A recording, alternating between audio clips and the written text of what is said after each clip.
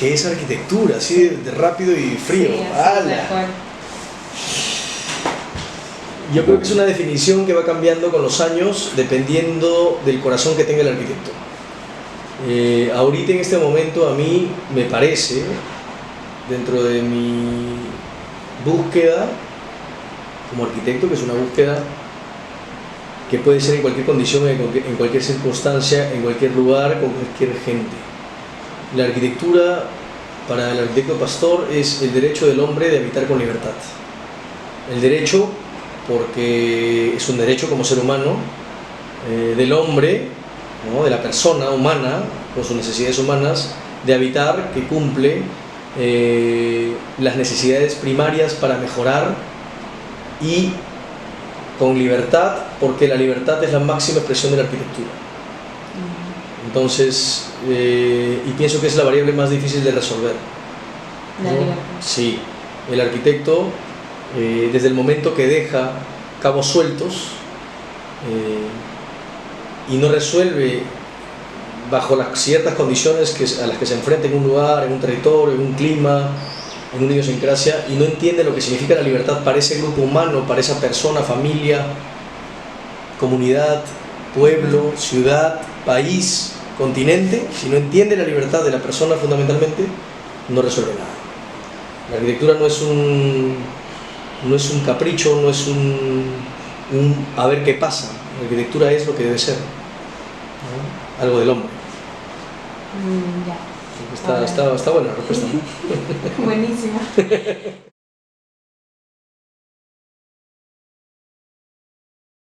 Son 4 años de investigación. Llegué en el 2016-2 a ser profesor, algo que no me esperaba. Bueno, empecé a indagar lo que haría cualquier arquitecto que le gustaría entender el medio donde cae, como si fuera un paracaidista, ¿no?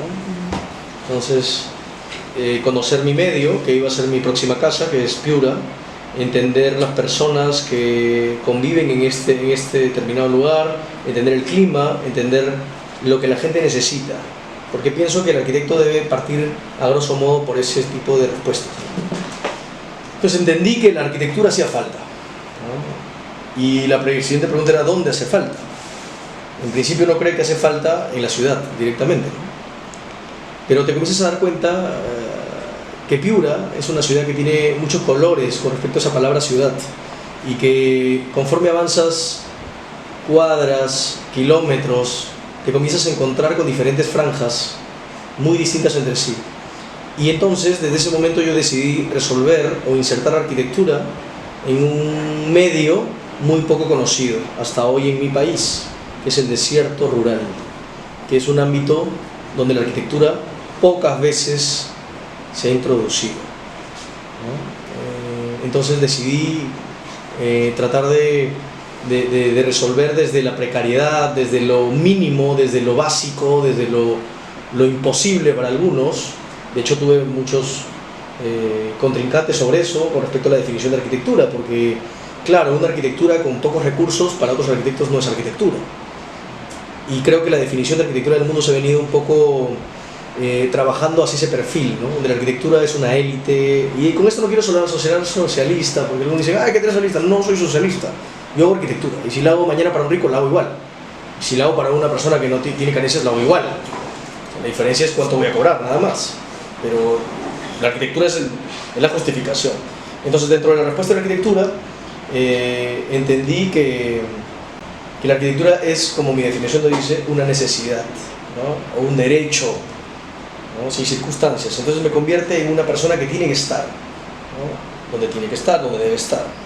Entonces, cuando pasa un poco más el tiempo y logro estar en la Bienal de Arquitectura de Venecia con este premio de los jóvenes arquitectos latinoamericanos menores de 35, entre 60 arquitectos muy potentes, entendí que la arquitectura, bajo ese manifiesto de la Bienal, se proponía como una reivindicación. La arquitectura se reivindicaba según su territorio, según las personas a las cuales resolvía la vida. Entonces yo comencé a preguntarme: ¿qué es reivindicar? ¿Por qué tengo que reivindicarme como arquitecto? ¿Por qué? Por estos sucesos que venían dándose de que el arquitecto solo atendía a ciertas élites o ciertos grupos, ¿no? Entonces, al final, que no existe arquitectura no es culpa de la arquitectura, es culpa de los arquitectos.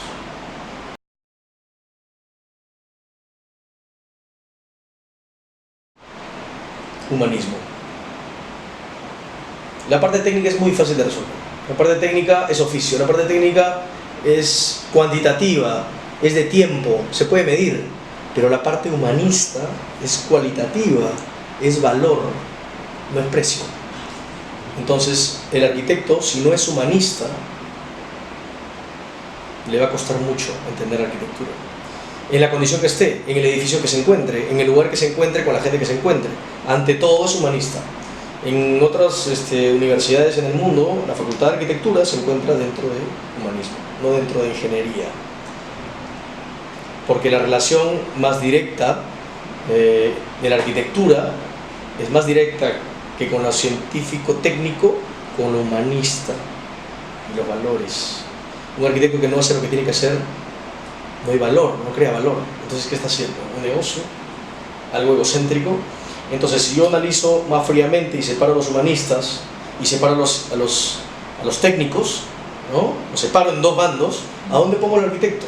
Lo pongo en el centro, porque el arquitecto también es un ente técnico, obviamente, porque materializa, pero también es un humanista. Entonces, el arquitecto articula, pero siempre está más del lado humanista. Yo creo que nunca va a estar al 100% ni en el humanismo ni en lo técnico.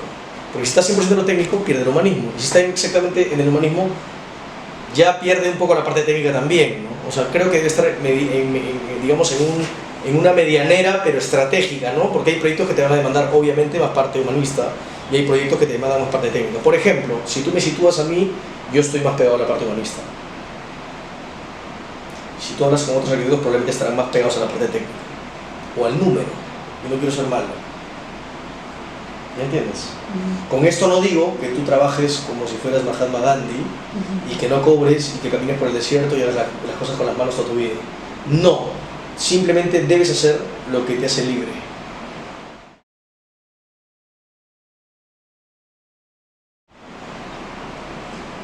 ¿Y qué caracteriza una buena arquitectura? O en todo caso, ¿usted piensa que hay buena y mala arquitectura? No, hoy hablando con un amigo me dio una definición muy interesante. En la arquitectura no hay buenas o malos, simplemente hay vivos y muertos. Hay gente que está viva y gente que está muerta. Y el que está muerto no pasa nada. Tú lo que tienes que hacer es mantenerte vivo como arquitecto. ¿Qué caracteriza la buena arquitectura? Yo creo que eso lo decide el cliente de un arquitecto. El proyecto de repente para los arquitectos no es la maravilla, no sale en revistas, no lo premias, pero el cliente está feliz. Ya está.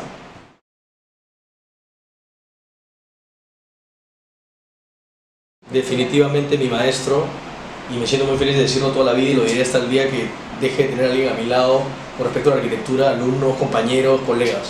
Mi maestro es Juvenal Baraca y me siento orgulloso de decirlo siempre.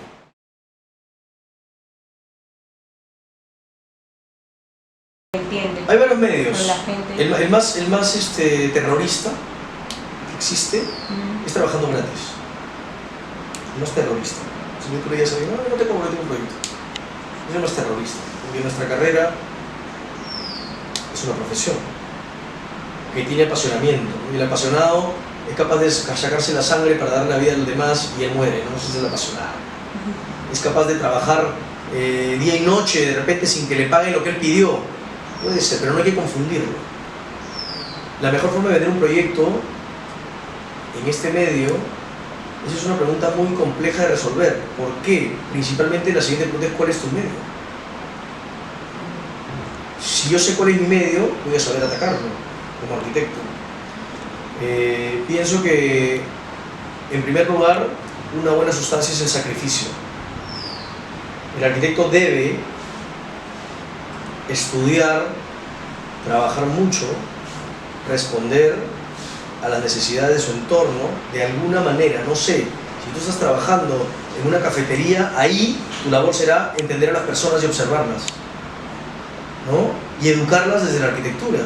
Si tú tienes que trabajar en un estudio de arquitectura donde no hay arquitectura y simplemente hay un negocio, ahí tendrás que entender cuáles son las variables que hacen que la arquitectura no nazca, y así sucesivamente. Entonces, cuando tú te enfrentes a un público determinado como arquitecta o como arquitecto para intentar venderle algo que él no conoce, tendrás las herramientas sociales, humanas, para introducirlo en la arquitectura, ¿no? No es imposible, no es imposible.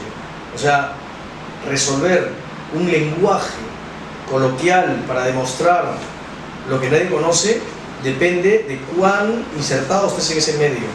Si no, vas a terminar buscando al mejor postor.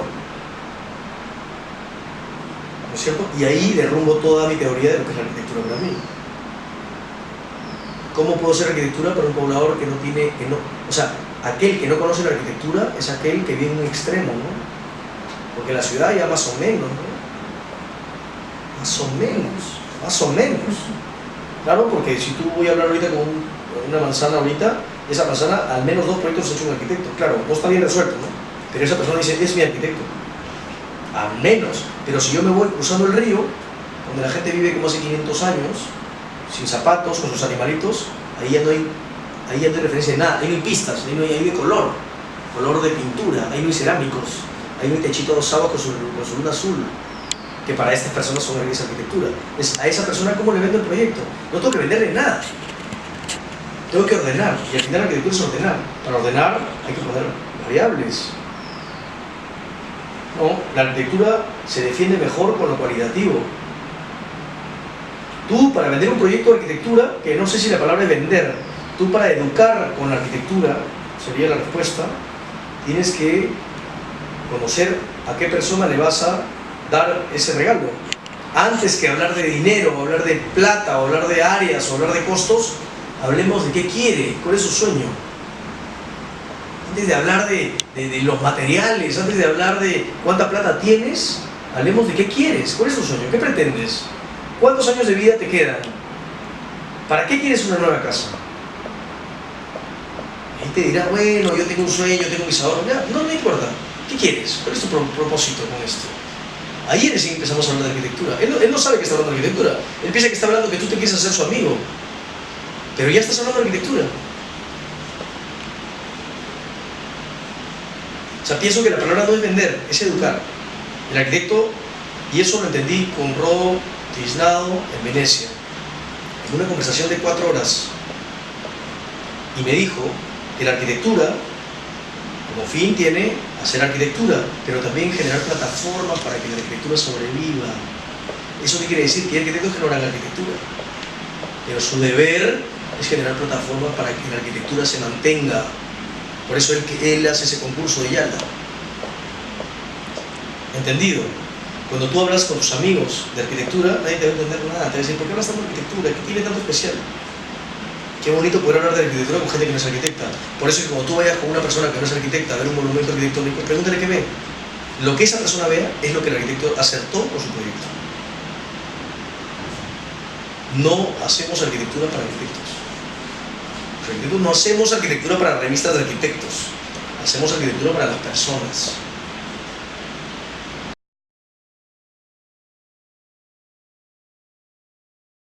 Mi consejo es el que siempre les digo a mis alumnos: no dejen de soñar.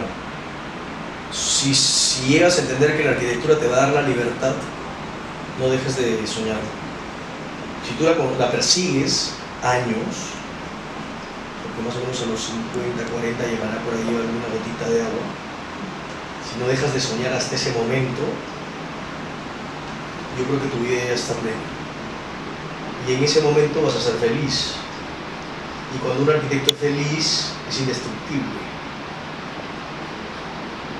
Le podrán cortar la cabeza, le podrán decir lo que quieran, lo podrán humillar. Es libre. Está lleno de semillas para sembrar. ¿Entiendes? Por eso hablamos de vivos y muertos, o de fértiles e infértiles, que son más feos. El alumno debe buscar la fertilidad en la arquitectura, en cualquier circunstancia. ¿Ok? Entonces, simplemente yo le diría a un estudiante de arquitectura que no deje de soñar como cuando entró por primera vez al primer salón de su carrera, con esa emoción que respira frío. Toda tu vida debes soñar así. Es fácil de perder, ¿no? Muy fácil de perder. Pero para eso necesitas ratos de meditación contigo mismo, conjuntarte con otros chicos que sueñan lo mismo que tú, conversar con gente que sueña ya y que lo ha logrado, ¿no? Eso necesitan. Cuando vienen los arquitectos, pregúntenles eso, y van a notar ese mismo de un arquitecto de 60 años. Dices, cuando vino Siriani a la facultad y yo salí así, y me inyecta y yo digo, quiero más, quiero seguir peleando, ¿no? Y lo que alimenta esa pelea es tu sueño. No hay otra cosa más. Y los sueños son fáciles de borrar, fáciles de pagar. Fáciles. Pero eso depende de cada uno, ¿no? Entonces, de hecho, si tú quieres saber si se puede lograr o no, hablar con gente que lo ha logrado. Por eso la idea de los diálogos es eso. Llegar a arquitectos que sueñan para que ustedes vean que es posible. Que Perú tiene arquitectos, Perú como país emergente, conflictivo, ¿no? Tiene arquitectos. O sea, es un milagro. Es un milagro tener arquitectos. En las condiciones a las que se enfrenta un arquitecto cuando sale de la carrera. No hay trabajo para arquitectos, no nos pagan lo que le diríamos pagados. No tenemos ni siquiera a veces legalmente opción. En concursos a veces no exigen arquitectos. Y en esas condiciones la población no sabe lo que es arquitectura. Y en esas condiciones hay arquitectos. Es un milagro. Entonces hay que entender que esos somos los arquitectos cuando soñamos y cuando nos mantenemos en esa línea de batalla, en el frente, no de lejos. Tienes que estar, incluso tienes que estar en el frente de batalla si quieres llegar a ser victorioso, ¿no? Porque cuando menos creas se acabó la batalla y ya estás en la libertad, ¿no? Por eso suena contradictorio decir que la arquitectura a mí me da libertad.